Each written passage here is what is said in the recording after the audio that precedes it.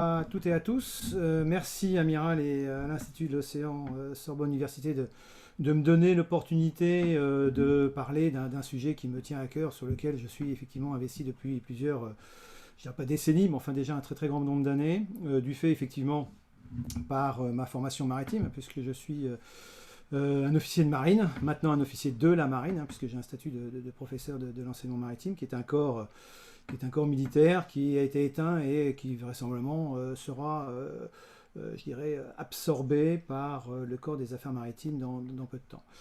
Je suis d'autant plus content de participer à ce webinaire avec de nombreux spécialistes que je vois dans les participants là. Et donc je m'excuse à l'avance éventuellement peut-être de choses et d'éléments moins précis qui concerneraient chacun. Et donc je vous invite effectivement à m'interrompre ou voir à compléter mes informations si elles sont erronées ou notamment si elles sont incomplètes en fin de ma présentation. Vous m'avez demandé de parler donc de la partie réglementation des espaces maritimes, qui est quelque chose effectivement d'assez précis. Vous avez déjà eu, pour ceux qui ont l'opportunité de suivre la conférence qui précède sur les glaces, et on parle bien d'espace maritime.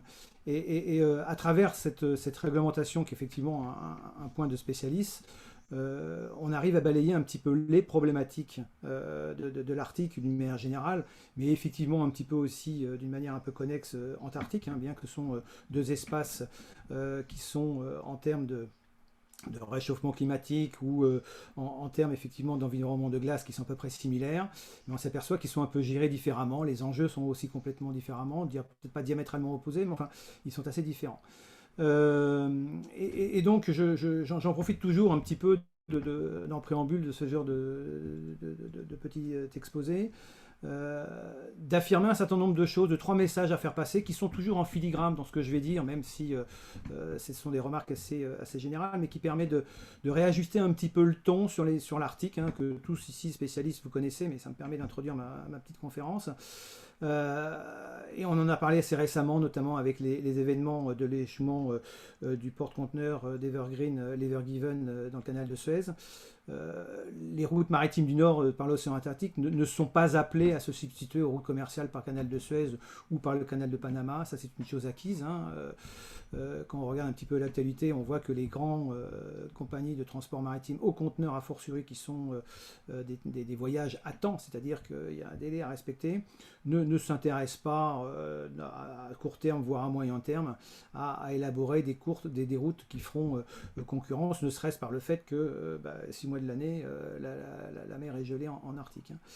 Le deuxième point, également, on parle d'Eldorado, des hydrocarbures, etc. Et je vais le démontrer par justement la définition des espaces maritimes en Arctique, comme en Antarctique. De manière, en Antarctique, c'est verrouillé par le traité d'Antarctique. Il n'y a pas de ruée vers les ressources ou d'appropriation possible ou d'Eldorado, un peu comme le Far West du Moyen-Orient concernant les hydrocarbures.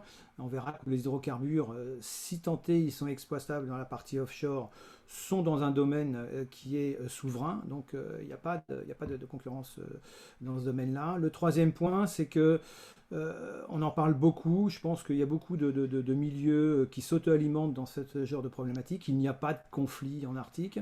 Il n'y en aura pas à moyen terme et il n'y a pas de raison qu'à long terme. Il y a des espaces de tension qui sont souvent liés à des sujets politiques portés par les grands États côtiers qui bordent l'Arctique sur des problématiques qui sont subarctiques, notamment on pense à la Chine, les rapports un peu tendus entre les États-Unis et la Russie. La preuve en est, c'est que le dernier Conseil de l'Arctique, qui a vu la présidence du Conseil de l'Arctique prise par les Russes, où on a retrouvé des climats de discussion, d'échanges politiques entre les grands pays de la zone arctique, qui se sont beaucoup apaisés par rapport à la précédente présidence en 2019 par l'Islande. Voilà ce que je tenais à dire. Et donc tout ça, il faut le voir un petit peu en filigrane. Il y a des grands acteurs dans cet espace politique arctique qui sont des acteurs, je dirais, au niveau mondial, qui font partie du Conseil de sécurité, qui sont des grandes nations, que ce soit les États-Unis, que ce soit effectivement la Russie.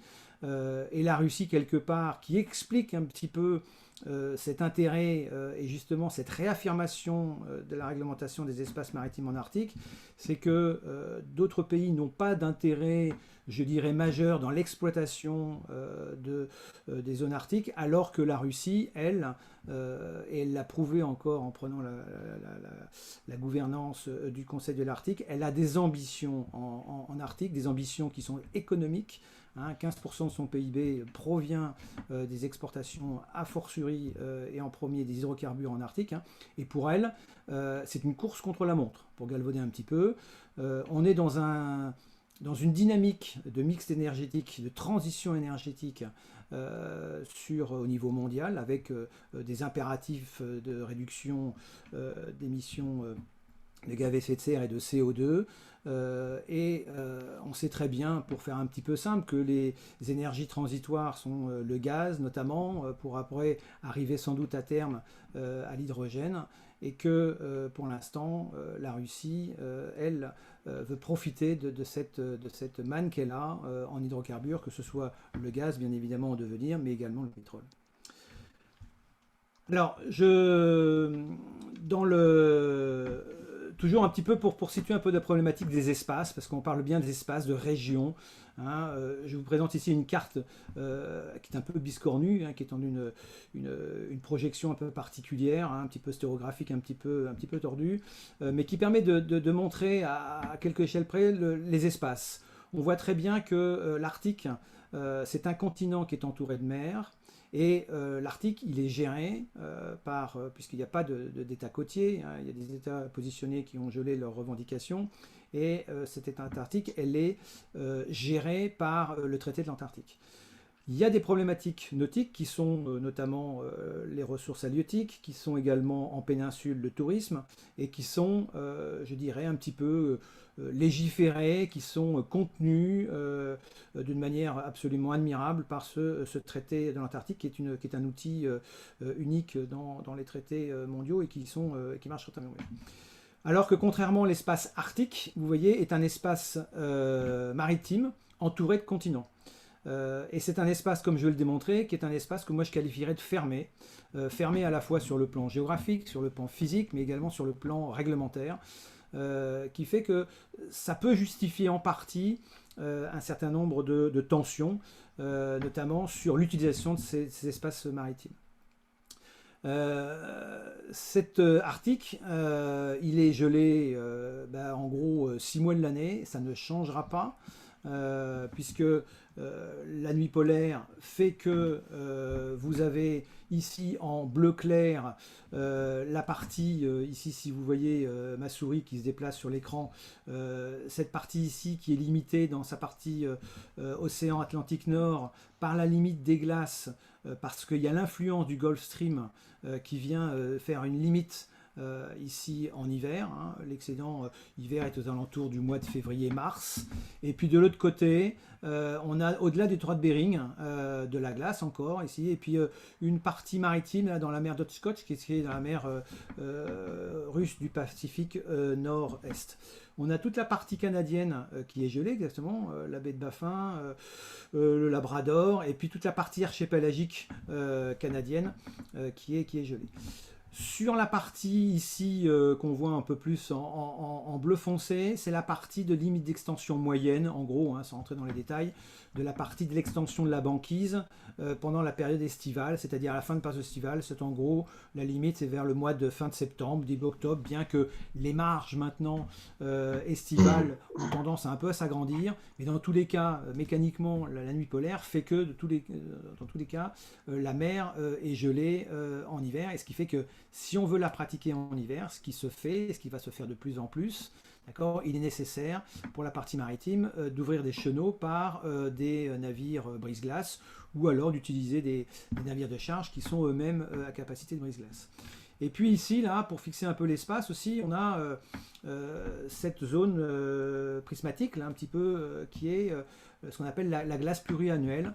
C'est-à-dire que c'est la glace qui ne fond pas complètement, mais qui se reconstitue et qui conserve un petit peu d'année en année son épaisseur, et que cette glace pluriannuelle, elle a de plus en plus tendance à diminuer en épaisseur et en étendue. Pour vous donner, là, ici, elle était en épaisseur moyenne il y a en 79, hein, qui est la date à laquelle on a commencé à faire des relevés récurrents par satellite. On a une historicité très très précise de toute la partie glaciologie en Arctique depuis cette date-là. Et vous voyez, en gros, la surface moyenne était 3,59 m en 75, elle n'est plus que de 1,25 m en 2019. Donc cet espace, dans la saison estivale, dans la partie estivale, a tendance à se rétrécir de manière assez caractéristique. Cet espace, il est en mouvement ce qui nous intéresse, et moi en particulier en tant que marin, sur la navigabilité de ces espaces-là. Tara, vous l'avez très bien expliqué la fois dernière, puisqu'il a fait l'objet, il a vérifié, comme ça avait été à l'époque pour Fram, il l'a fait en 2008 avec la dérive du Tara, et dernièrement avec l'expédition Mosaïque à bord du Polarstern, le brise-glace allemand.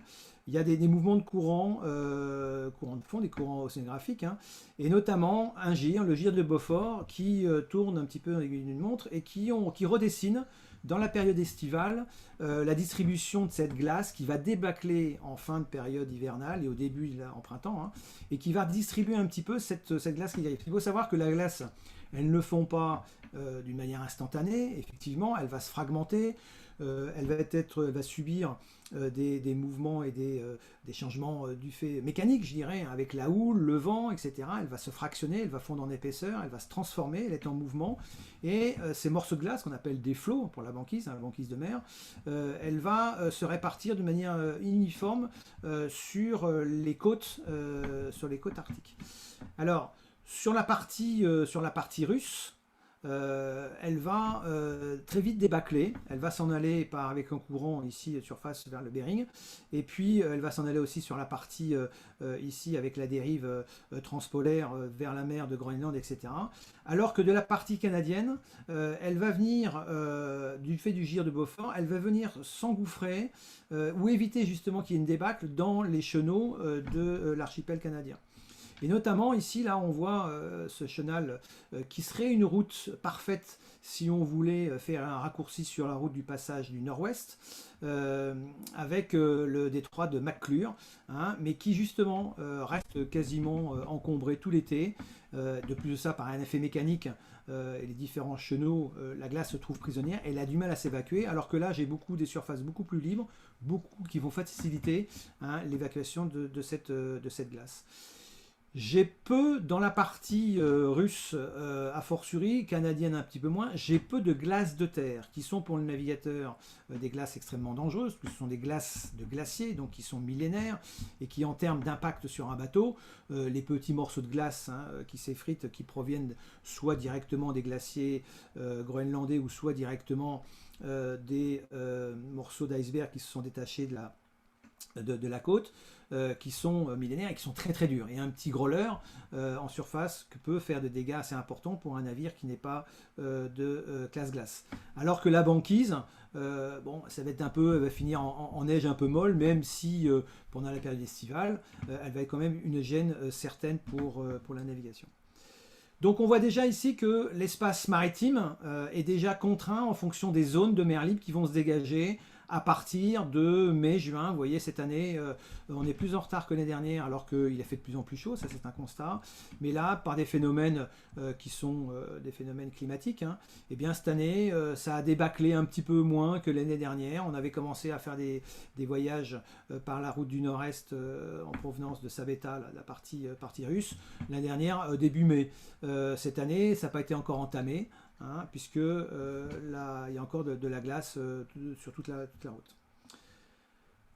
Donc voilà un peu ce que ça dessine au niveau des espaces, puisque ça nous intéresse. Donc ça, vous connaissez bien cette carte-là. On est sur une projection polaire, c'est-à-dire que là, les distances et distances relatives entre la côte et les espaces sont conformes, hein. On est ce qu'on appelle des routes orthodromiques. Ce sont les routes qui sont les plus courtes sur la sphère. On n'est pas sur une projection Mercator où les distances sont un peu déformées et il faut adapter les échelles. Et là, on voit qu'il y a trois routes qui se dégagent. Il y a une route, ce qu'on appelle la route du passage du Nord-Est, qui va comprendre la route du Nord-Est, hein, qui est une route qui est comprise entre le détroit de Yamal, ici le Karagate, et puis le détroit de Bering, qui est jusqu'au ici à la Nouvelle-Zélande, qui est presque une presqu'île, hein, qui est une île, là, qui est, elle, gèle, comme vous l'avez vu, tout l'hiver. Sur le côté canadien, on a ce qu'on appelle le passage du Nord-Ouest, qui lui est praticable en gros un mois par an, en général vers fin août, hein, jusque fin septembre, début octobre, mais qui ne bénéficie pas de la même période que le passage du Nord-Est, et qui, pour trouver de l'eau libre, c'est-à-dire sans trop de glace dérivante, hein, nous fait passer le long des côtes canadiennes, là aussi contraint, comme on l'a vu, passage du Nord-Est par des tirants d'eau, des détroits qui sont assez peu profonds, hein, donc qui ne se prêtent pas à des navigations de très gros navires. Et puis on passe ici sur des zones qui sont assez risquées en termes des petits détroits. Là, il y a le détroit de Belleau, etc. Pas beaucoup de ports, bien sûr, avant de rejoindre ici le Bras-d'Or. Et puis il existe une route qui est une route théorique, d'accord, qui a déjà été empruntée par des brise-glaces, hein, mais qui est une route qu'on appelle la route transpolaire, qui est également la route la plus courte entre la Pacifique Nord et l'Atlantique Nord. On a aussi ce qu'on appelle des ponts arctiques, hein, qui sont entre l'Islande, là vous avez Jean Mayenne, entre la Norvège, et puis également sur le Québec, le Montréal, et puis les ports ici canadiens, ou les mines canadiennes, etc., qui est un trafic qui existe, hein, qui est transversal, sur lequel il y a des lignes qui sont régulières.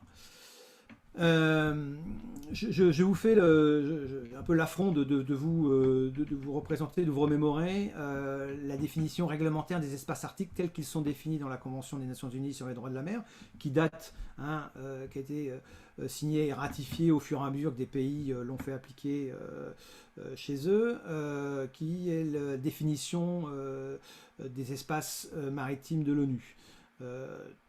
Beaucoup de pays en sont signataires, à l'exception des États-Unis qui n'ont pas voulu, bien que c'est toujours demandé à ce qu'elle soit ratifiée pour des questions d'harmonisation avec les autres pays. Alors, comme elle n'est pas signée, ils ne peuvent pas se prévaloir de cette fameuse zone de 200 000 dans laquelle l'État côtier est propriétaire du sous-sol. Ceci étant, ils en reconnaissent le droit des autres pays et ils l'appliquent pour eux-mêmes parce que justement aussi ils ont des eaux territoriales qui sont définies et qui font respecter, bien sûr, hein. Tout ça parce qu'ils sont signataires des deux conventions de 64 et de 59 qui n'ont pas été abrogées et qui sont un préambule à la Convention des États-Unis. Et dans ces deux conventions précédentes, eh bien, il était déjà défini les espaces maritimes. Donc, ils l'appliquent, mais ils ne peuvent pas revendiquer, on le verra tout à l'heure, l'extension du plateau continental qui leur permettrait d'étendre la propriété des ressources des fonds sous-marins.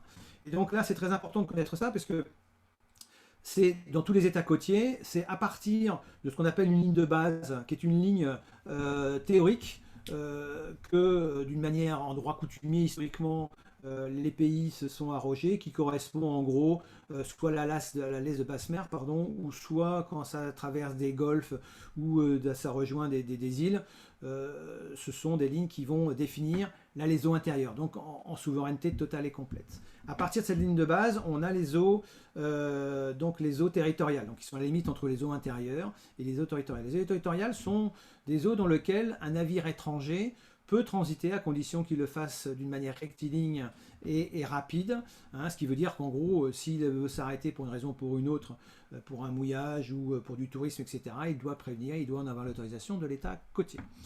Ensuite, on a 12 000 qui est une zone contiguë qui est là, qui concerne directement des droits d'État côtier sur la poursuite d'un navire qui sortirait des États territoriales concernant l'immigration, notamment illégale, et la drogue et tout ce qui est trafic illicite. Ensuite, on a la fameuse zone contiguë, donc qui fait 200 000 à partir de la ligne de base, et dans lequel le pays, l'État côtier, est propriétaire, parce que comme ça, c'est un mot qui est un peu simple, il est souverain, sur la colonne d'eau, d'accord, jusque sur la partie ce qu'on appelle talus continental, qui est l'extension de la partie terrestre de l'État côtier, sur lequel, peut-être que Frédéric en parlera tout d'un peu plus en détail, il est propriétaire de la ressource halieutique, ou même titre par exemple que si un navire a besoin de faire des recherches hydrographiques, s'il a besoin de poser un câble, etc., il est d'usage de pouvoir avoir l'accord de l'État côtier. Et enfin, sur la partie, et c'est très important ici, là, sur la partie, et donc aussi, oui, je ne vous l'ai pas dit, hein, je voulais préciser, mais vous l'avez compris, il est propriétaire de toutes les ressources d'hydrocarbures notamment, mais également aussi des nodules polydynamiques qui peuvent se retrouver à la surface, hein, et tout ce qui est en sous-sol lui appartient. Donc ce qui fait que 200 000, il est propriétaire de ça, et ça, c'est pas discutable. Il peut y avoir des litiges frontaliers entre les pays, mais dans ce cas-là, notamment en Arctique, ça a été, depuis la montée Gobet, ça a été légiféré, puisque c'est les deux pays qui sont limitrophes qui doivent s'entendre. Si maintenant il y a un pays en face aussi qui ont des eaux communes, et dans ce cas-là aussi, il y a un arrangement qui se fait avec l'entente des deux États côtiers. Et la montée Gobet prévoit une extension qui est au maximum de 350 000, donc avec une définition géomorphologique très précise, savoir si une extension du plateau continental qui puisse justifier qu'elle appartienne à un État côtier. Là aussi, il va y avoir des chevauchements qui vont nécessiter une entente entre côtiers, et ce qui va être le cas, je vais vous en montrer des diapositives, pour l'Arctique. Et au-delà de cette talus continentale, et cette continentale qui, de toute manière, ne peut faire l'objet de prérogatives à des distances supérieures à 50 000, c'est ce qu'on appelle la zone, d'accord, où là, qui est gérée par un organisme qui dépend de l'ONU. Si on a besoin d'y faire des ressources, hein, notamment, il y a des projets, par exemple, de récupération de diamants par une compagnie hollandaise, aussi des polynésiens, etc. Et dans ce cas-là, il faut demander l'autorisation des Nations Unies qui le droit, et une partie des ressources vient abonder un fonds qui est en général au profit des pays qui n'ont pas de bordure maritime. Alors si on fait une série de petites projections sur les espaces et qu'on porte ces espaces sur l'Arctique, là, eh bien j'ai mis ici de façon à ce que je vous introduisais dans un premier item, la partie ici vous voyez qui est violet toute claire là, qui serait, là aussi, ça repose sur une étude de 2008 d'un service géologique américain, qui, toujours repris en référence, mais que de plus en plus on met entre parenthèses, puisque ce sont des hypothèses de ressources sous-marines en Arctique, hein, qui n'ont pas été vérifiées, donc c'est simplement des extrapolations de ce qu'on a pu sonder sur le bord de la mer, et qu'on voit que ces zones-là, qui sont des zones potentiellement intéressantes à forêt, qui se trouvent évidemment sur les glaces, hein, on va y disposer toutes les extensions des zones économiques exclusives, qui font 200 000. Hein. Et donc en fonction des îles, etc., on arrive à ce patchwork, etc., avec une zone, d'accord, une zone qui est libre, et qui donc est une zone sans prétention des fonds sous-marins. Il y a eu, je ne l'ai pas mis là parce que c'est pas trop le but, il y a eu effectivement aux marges de certains pays, notamment vous voyez ici, il reste quelques litiges il restait des litiges entre la Norvège et puis la Russie, mais ils se sont mis d'accord, etc. Sachant que la Convention des États-Unis le stipule bien, c'est au pays de s'arranger, de trouver des arrangements. Hein, il reste encore ce qu'on appelle des conflits. Il y a l'île de Hens là qui est sur la partie de l'île de Ellesmere et puis le Groenland. Il y a une petite île qui a un caillou qui doit faire 500 mètres de large, sur lequel il n'y a rien, il y a que des oiseaux, mais bon. Voilà, ils se sont arrangés, le Danemark au titre du Groenland et puis le Canada, dire bon voilà, on sait qu'on n'est pas d'accord, mais on laisse ça en suspens, ça n'a pas d'intérêt stratégique ni économique. Sur cet espace-là, voilà, donc j'y rajoute les couleurs qui sont des prétentions, qui sont les propriétés dans la partie sous-marine de chaque État que l'on voit ici, la Russie, le Canada, le Groenland, donc au titre du Danemark, hein, et puis la Norvège au titre du Svalbard, etc. Et on voit que les États-Unis ont aussi une petite partie, hein, c'est à mi-chemin dans l'étroit de Bering entre les États-Unis et puis la Russie. Et donc là, cette présentation-là ne souffre pas de conflit. C'est-à-dire qu'il n'y a pas à dire, les Chinois, pour ne pas les nommer, de dire, ben voilà, moi je voudrais forer ici au large des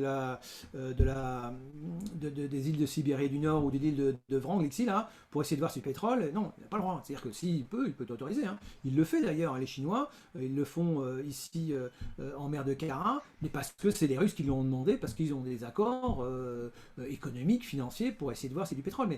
Mais on ne peut pas s'arroger cette propriété, ça va être bien clair. On a cette, j'ai un peu vite, hein, on a cette zone-là, ici donc la zone grise, et Frédéric en parlera tout à l'heure, puisque c'est une zone dans laquelle il n'y a aucune revendication possible, et cette zone-là elle va faire l'objet, a fait l'objet en mai 2018 d'une convention de pays donc de l'Arctique, ce qu'on appelle les Arctic Five, hein, c'est les 5 pays côtiers qui entourent l'Arctique, et puis aussi d'autres pays qui sont subarctiques, hein, la Chine notamment, la Corée, etc., d'un moratoire en disant, voilà, dans cette zone-là, on ne pêchera pas, pour justement essayer de maîtriser cette ressource et de la préserver. Ce qui est un faux problème en soi, parce que si vous regardez bien la carte de glace que je vous ai mise tout à l'heure, c'est une glace dans laquelle je ne peux pas pêcher, à moins que j'y ai un navire brise-glace, etc. Mais c'est très compliqué, parce que il faut, le chalut, je remonte comment, etc. Donc on anticipe, hein, et c'est déjà, c'est peut-être affiché une bonne fois sur la volonté de coopérer. Quand on regarde un petit peu le fond, là vous voyez ici c'est une carte donc des fonds sous-marins et on voit que ici il y a ce qu'on appelle une ridge, hein, c'est-à-dire une partie de côte qui est l'émergence de deux plaques tectoniques, la plaque tectonique eurasienne ici et puis la partie nord-américaine qui se touchent. Et ici, donc, il y a des grands fonds, hein, alors que ici, c'est des fonds qui varient, qui ne sont pas supérieurs à 100 mètres. Il y a très peu de petits fonds. Hein. Le long de la côte du nord-est, là, c'est des fonds de 20 à 30 mètres. Il y a même ici des détroits qui ne font pas plus de 12 mètres. Hein. C'est un peu pareil pour le Canada. Ici, hein, il y a ce qu'on appelle les choke points hein, pour les marins. C'est-à-dire que c'est des points qui sont, là, il faut. On ne peut pas faire une route parce que là, le navire ne passe pas, il y a pas assez de tirant d'eau. Et donc, cette fameuse ridge de Lomonosov, d'accord. Géologiquement parlant, pour l'extension comme on l'a vu tout à l'heure, des zones continentales, la Montego-Bay prévoit, à limite 350 000, hein, de pouvoir justifier une prétention des États côtiers. Et donc vous voyez bien que les pays ont déposé un dossier auprès d'une commission qui s'appelle la CPC, la commission sur l'extension des plateaux continentaux, qui est une commission qui dépend de l'ONU, avec des experts en général qui sont un peu jugés partis, puisqu'en fait les experts de tous les pays y siègent, et ils étudient le bien fondé de la demande d'extension de ce plateau continental, mais dans tous les cas, ils ne vont pas dire, ils ne vont pas arbitrer. Ils vont simplement donner un accord scientifique en disant oui, il y a une légitimité parce qu'il y a une continuité de cette dorsale de Lomonosov sur la partie pour les Russes. Oui, c'est vrai, il y a une continuité logique qui est, parce qu'elle a été démontrée avec des travaux de relevé océanographique assez complexes. Hein. Oui, mais le Canada aussi a les mêmes prétentions. Le Danemark a les mêmes prétentions. Ok, donc tout le monde y a droit en quelque part. Et dans ce cas-là, ça renvoie dans chaque État côtier en disant voilà, débrouillez-vous entre eux, trouvez des limites qui soient communes, etc., pour que vous puissiez, et tant qu'il n'y a pas d'accord, eh bien, il n'y a pas d'appropriation de ces ressources-là. Donc, ce qui fait que, voilà, c'est le trait noir, hein, les prétentions d'extension aux 350 000 fait que, là, ça couvre tout l'Arctique. Il reste une petite zone qu'on appelle de Gakel ici, là, qui était dans les... parce qu'en fait, les dernières revendications devaient être faites 10 ans après la signature du traité de Montego-Bay par pays. Hein, et donc, les premiers, ce sont les Russes qui l'ont fait. Et puis, quand ils ont fait leur déclaration, on s'aperçoit qu'il manque un petit bout ici, là. Et donc, ils l'ont corrigé en 2015. Et puis, également, ils l'ont corrigé dernièrement. Là, ils ont déposé un dossier d'extension de nouveau pour étudier, qui couvre cette zone-là. Donc, en fait, toute la partie centrale arctique fait l'objet de revendications légitimes, d'accord, pour des pays États côtiers. Donc ça renforce encore plus hein, la légitimité sur des États côtiers, sur les fonds sous-marins. Sachant que cette partie centrale, de toute manière, elle est recouverte par la glace. Donc il n'y a pas d'exploitation possible. Et on verra après, quand je vous présenterai les sujets, on verra après que de toute manière, il faut bien se mettre ça au clair, c'est que pour l'instant, il n'y a pas de sites offshore, de plateformes offshore dans des grands fonds, c'est-à-dire qui flottent et qui sont ancrés dans le fond, à part ici au large du Kamtchatka avec des plateformes très spécialisées dans les eaux russes pour le gaz. Il y en a aussi ici au mouillage de Marie près de Terre-Neuve dans les glaces qui dérivent, mais dans la partie arctique, il n'y en a pas. Et il n'y en a pas de prévu dans l'immédiat. Il y a des plateformes, une plateforme posée qui est Freedom Delaya sur le fond, d'accord. Il y a des SBM, des bouées qui vont récupérer du pétrole qui est terrestre et qui vont l'acheminer pour en faire une évacuation par voie de mer, mais pour l'instant il n'y a pas de plateformes qui sont dans les eaux ZEE parce que ça coûterait trop cher à mettre en œuvre et ça demande des techniques qui sont déjà matures, hein, mais qui ne fait que c'est pas rentable d'exploiter du pétrole ou du gaz pour l'instant offshore, et que les ressources terrestres, notamment gaz, sont suffisantes, hein, pour pouvoir assurer des rentes pour l'instant à l'État. Donc voilà où on en est un petit peu sur ces espaces réglementaires concernant les ressources. Ensuite, les routes maritimes, voilà, ce qui veut dire que si on passe dans la partie espace maintenant maritime, qui est cet espace dans les ZE, qui sont là, cette fois-ci, des espaces qui normalement, il y a liberté de navigation, et donc on peut se dire, pour la partie navigation, que tous les navires ont la liberté de naviguer comme ils veulent dans la ZE, même à la limite à l'extérieur des eaux territoriales. On est en haute mer, le transit, on fait ce qu'il veut, si on a envie de stopper, etc. On n'a pas les mêmes contraintes que si on était en eau territoriale.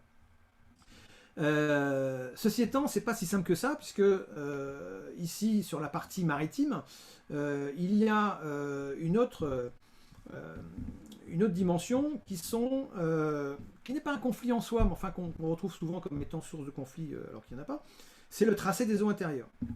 Comme je dis très bien, les eaux intérieures, normalement ça suit les côtes, hein, les recruiting, hein, mais les Russes en premier se sont arrogés un petit peu des eaux intérieures, tout ce qui était détroit le long des zones maritimes, hein, et donc ça veut dire que ici, là, dans ce qu'on appelle le détroit de Sannikov, là, dans les mers du Sibérie du Nord, eh bien, la route maritime, elle passe au milieu dedans, et ce qui fait que les Russes se disent, non, c'est en intérieur. Donc en intérieur, vous ne pouvez y pénétrer que si j'en donne l'autorisation. C'est même pas des eaux territoriales. Hein. Pareil ici pour la partie ici, pour les angles des îles du Nord, pardon, je vais y arriver. Et puis pareil pour le détroit de Kara, qui fait à peu près 12 000 de large, hein, pour entre les Nouvelles-Angles et puis la côte. Les Canadiens, ils ont fait encore plus fort. C'est-à-dire qu'ils ont, eux, défini tout, ils sont arrogés tout l'archipel. Donc suite à un contentieux que les Américains, enfin je vous passe les détails, mais actuellement, ils ont écrit des lois, les Américains ils contestent évidemment, c'était réitéré notamment la déclaration ministérielle préambule du Conseil de l'Arctique en 2019, hein, où on a dit bah non, les États-Unis, moi je ne reconnais pas ces eaux intérieures, et donc pour moi je considère qu'en droit maritime c'est des eaux archipélagiques dans lesquelles j'ai un droit de transit sans entrave, c'est-à-dire que c'est considéré comme un détroit international, au même titre que ici ces transits-là.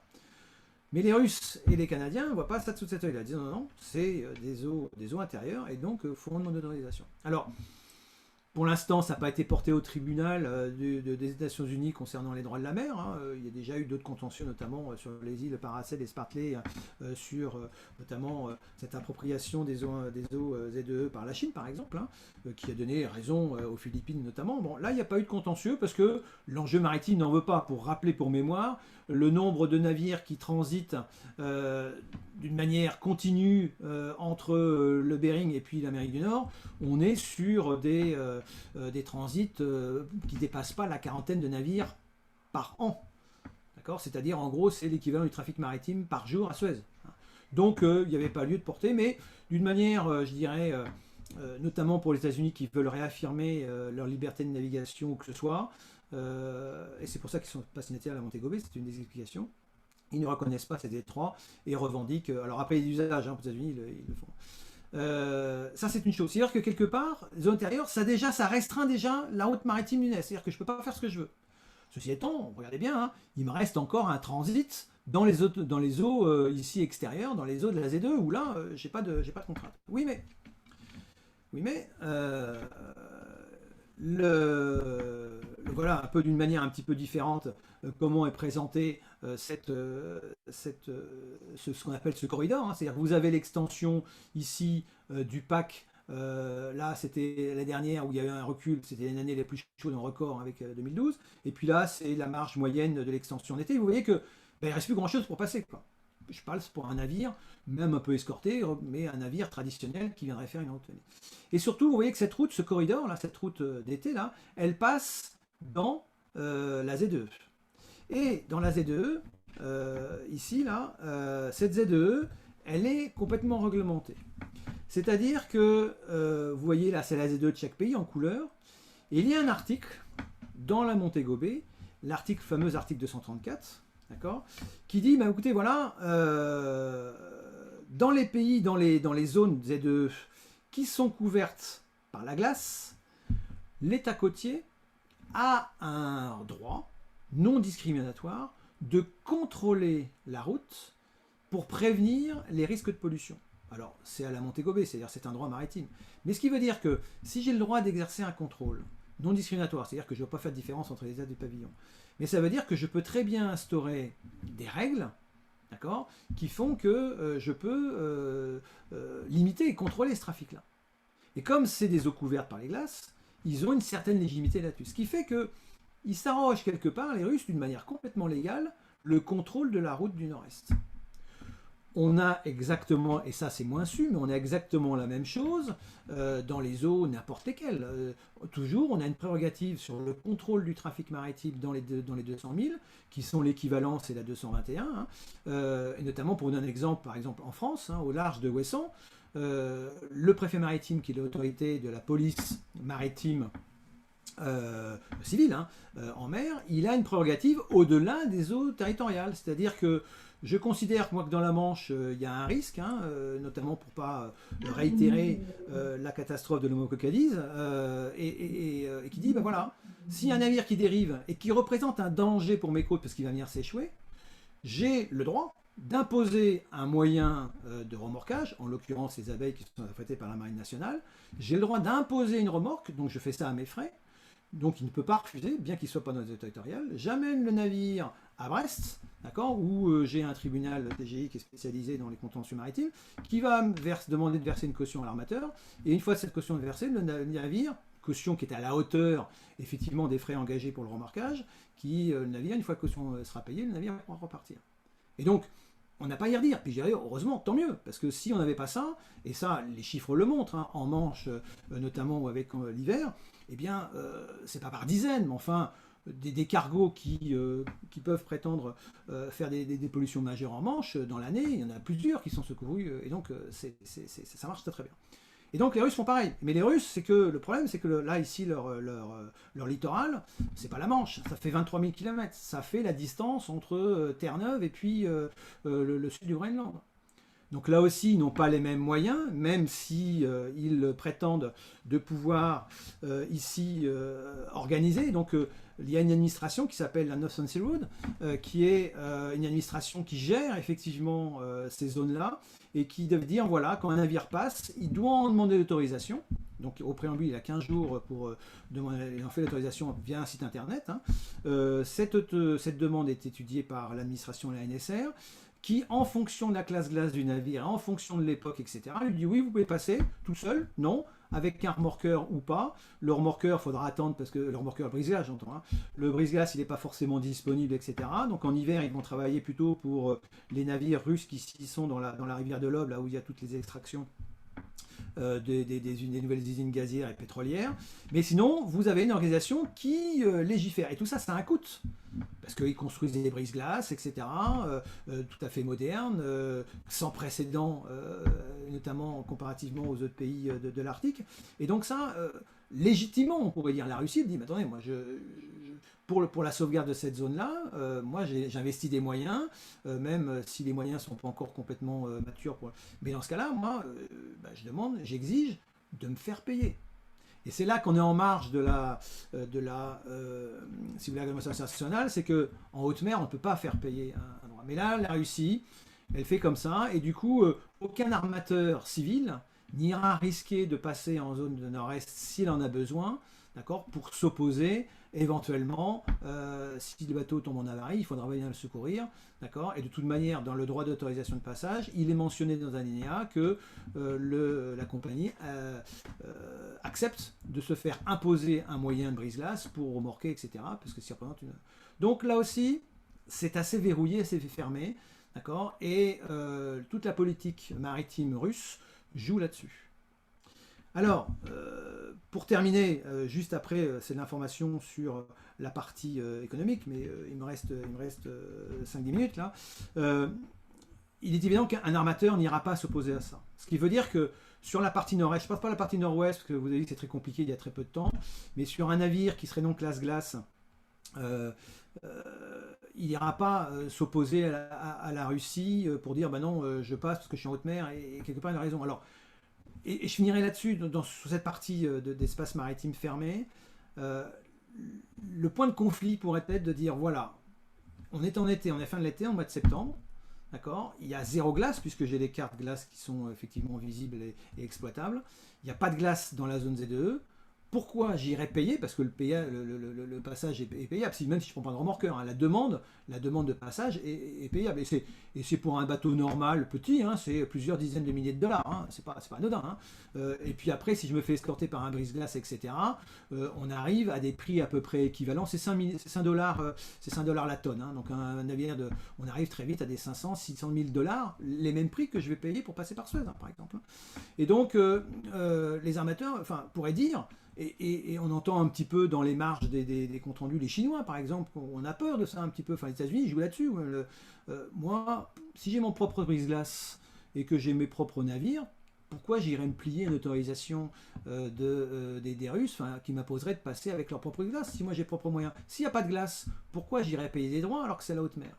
Et donc c'est là qu'on arrive à la marge de tension ou de conflit qui pourrait exister, sachant que la Russie a une vision complètement différente de cet espace maritime qu'elle s'est arrogé, qu'elle s'attribue, qu'elle se dit voilà, moi je suis en état de droit coutumier, je la pratique depuis très longtemps et je tiens bien à la faire, à la contrôler. Ça, c'est en marge, si vous voulez. Après, qu'est-ce qu'il y a au niveau des zones, juste un petit rappel, on entendra parler souvent du code polaire. Le code polaire qui est une nouvelle, qui est une excroissance des différentes réglementations SOLAS, MARPOL et SSW, qui sont des réglementations de l'OMI internationale, qui imposent maintenant que les navires qui ne sont pas forcément classe glace, hein, je ne suis pas nécessairement classe glace pour aller en Arctique, hein, eh bien tous le commandant, les seconds et puis les officiers doivent suivre un cours de qualification à navigation en eau polaire. Qui est, alors il se trouve qu'en France c'est mon école et moi-même qui assurons cette formation-là, qui est réglementaire, il y a 2 fois une semaine, hein, et on a des outils, vous les voyez ici, ici c'est la vraie photo prise sur la Pérouse, dans l'Astrolabe, pardon, et puis ici au-dessus vous avez l'autre photo simulée, quoi. Donc on est sur des simulateurs, des outils tout à fait performants. Qu'est-ce qui va faire bouger ces espaces? Eh bien, la Russie, pourquoi elle veut contrôler ces espaces? Elle y investit beaucoup. On parle des investissements sur la route maritime du Nord avec les brise-glaces qu'elle construit, etc. On est dans des budgets étalés jusqu'à 2035, qui est une loi fédérale sur l'extension et le contrôle de cette route maritime-là. On est sur des montants de 146 milliards de dollars. Enfin, c'est phénoménal, entre les brise-glaces, les infrastructures portuaires, le dragage, etc. Et donc, voilà, c'est des usines que l'on voit. Ici, les usines de Yamal, qui est une usine dans laquelle des grandes compagnies françaises sont intervenues en matière d'ingénierie ou de conduite de projet. Yamal LNG qui fonctionne maintenant, 20 millions de tonnes de gaz liquéfié qui partent et qui sont avec un bateau tous les 36 heures, hein, qui est un bateau brise-glace, hein, qui est un méthanier, qui est la particularité d'avancer en avant, en arrière quand il y a trop de glace, qui est pod. Hein. Ici, je vous parlais de Prism Naya, qui est la seule plateforme posée. Et donc il n'y a pas de problème, elle est posée, donc quand la glace dérive, elle est tout à fait défendue. On a un autre projet Arctic 2 qui est juste en face de celui-ci, Arctic LNG, qui est une autre usine d'un partenariat privé qui s'appelle Novatec. Hein. On a ces fameuses bouées SBM, et donc je vais générer un trafic, d'accord, dans cette zone-là. Un trafic que vous voyez ici qui se concentre sur la presqu'île de Yamal, sur la presqu'île, enfin la péninsule de Guidan et de Tamir, où là j'ai des projets d'acteurs privés qui sont Rosneft et puis Novatec pour la partie gaz et Rosneft pour la partie pétrole, hein, et qui vont jusqu'à pratiquement décupler le volume d'extraction par la route à la fois ouest ou par la route est vers l'Asie, qui est très demandeuse d'hydrocarbures.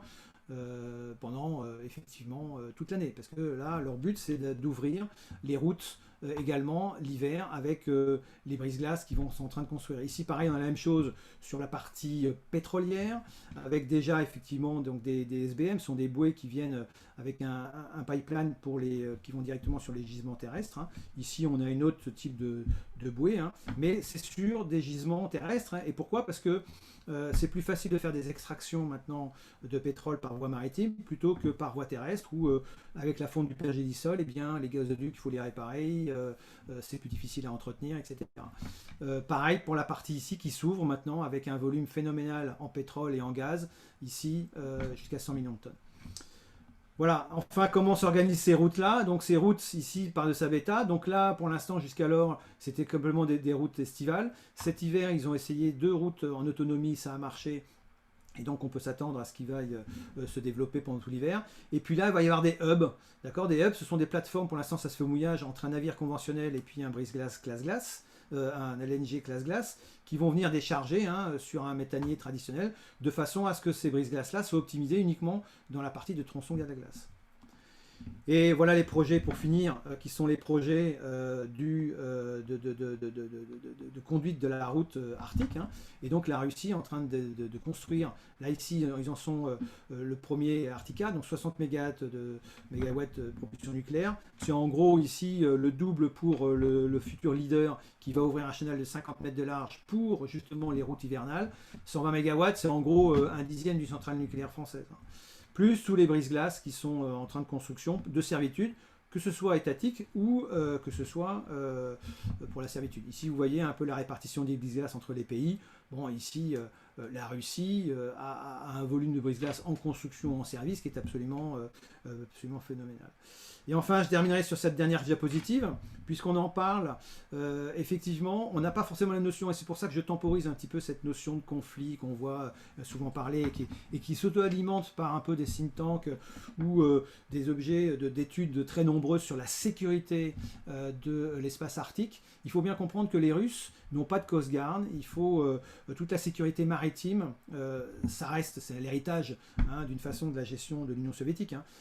Tout est délivré à l'armée. La sécurité de la route de la NSR est assurée par le FSB, d'accord, qui ont des patrouilleurs classe-glace qui sont en train de construction. Et effectivement, ils ont réarmé des bases avec effectivement des missiles, avec effectivement des radars qui sont des radars antiaériens pour prévenir éventuellement des missiles balistiques intercontinentaux, mais pas pour des radars, ça porterait pas assez loin. Et puis avec la route de la Terre, ils n'arrivent pas à capter le trafic maritime. C'est là l'affirmation de la souveraineté, je dirais presque légitime, de la Russie dans son espace arctique, et c'est comme ça qu'elle le revendique.